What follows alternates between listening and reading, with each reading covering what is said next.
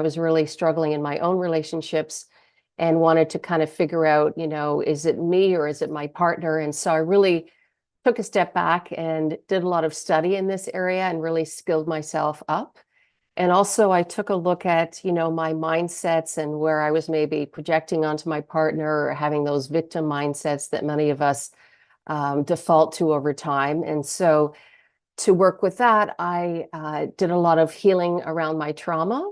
And so those two arcs formed, my relational and recovery, those skills and then the trauma work as well. And that's how I work with my couples. I feel that top down and bottom up work is very important to really have that healthy up level partnership. So you're working with couples for the most part, or is it strictly couples? I would say strictly couples. Sometimes there's some individual work that comes out of that, but mainly I feel like the highest form of healing is really in the couple relationship. That's interesting. And the reason why I asked that is I like to get that perspective because most of the people I work with, they're in relationships, but they come to me by themselves, and most of them are women from 35 and older. Yes. So what is like the demographic for the couples that you're working with age-wise? Yeah, I would say similar to that, couple who's been married kind of 10 years or less and just still kind of in that power struggle stage would be more of my home zone. Yeah, that 10-year mark seems to be like I remember I was like reviewing some of the data and they would say that a lot of divorces happen around that 10-year mark depending on the state and well you're in America, right? And places like that. So it's always interesting, at least from me, when I get the women who are in a relationship and it's really new, similar to you, right? It's like, okay, these are what I want and this is really good. And then there's like a point where it's like, aha, something happened here. Is that some of the Yes. things that you see in the people that you work with? Absolutely. We call this the power struggle stage of relationship after that honeymoon period, and it's a universal phenomenon, contrary to what we're told by Hollywood. And so it's a very important, that people have an understanding that relationships have stages, and the power struggle stage is really a threshold rather than an impasse if you have the right insights and ability to kind of roll up your sleeves and work through it. But it's a very important stage. Why do you think some people experience that even though for the most part we all go into a relationship in good faith?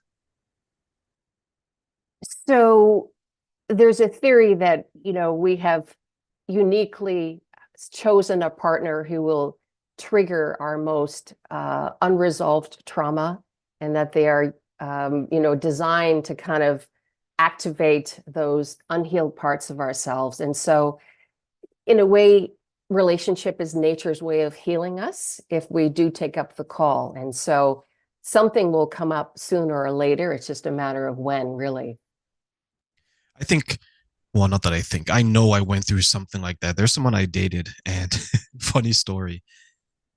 She was so used to doing everything on her own because the men that she dated before me or in her past, they were very reliant on her. They weren't self-sufficient men. And I know a lot of times men are looked at as the provider, the protector, and things like that. So for a lot of women that I find is that when they get men who are more so like their child versus their partner, they're doing everything, for them to up to the point where literally almost washing their ass for some of them, right? And for her, it was a little bit of a struggle because just carrying the groceries out of the store, she had to like fight the urge to do it herself, right? Yeah, this is a very common phenomenon, and I will, cop that I've been guilty of that in the past as well. And I had to go through a whole process to kind of retrain my feminine to receive, because we are so taught as women that we need to be able to do and give and overgive and nurture and all these things. It's kind of innate in our nature. But, when you get into, a relationship where you have a feminine, masculine energies, there can only be one masculine who is, taking charge or leading in one moment.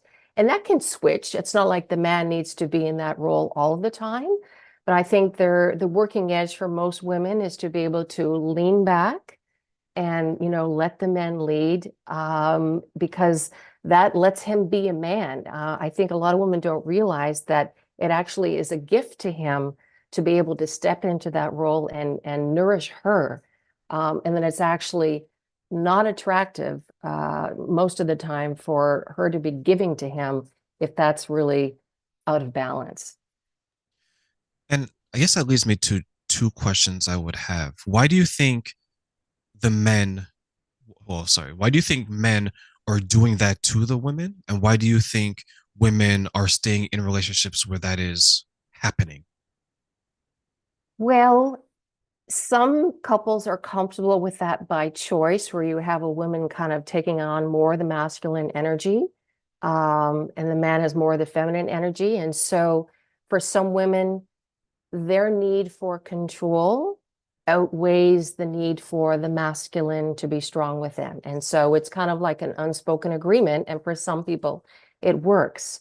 But in my opinion, sooner or later, that will lead to issues in the bedroom because most women who are feminine in their core want that masculine to really ravish them. And so if this equation is out of balance, it does have an impact.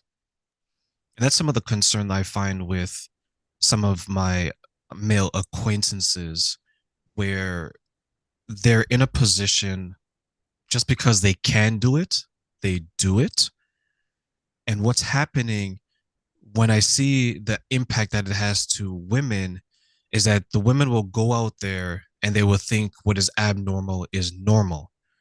So when they're seeking out future partners now who are in their masculine, as you mentioned, they respond in a toxic manner because now instead of embracing it, they're attacking it. And then once you start to speak to them about it, like, oh, yeah, I'm not supposed to be that way.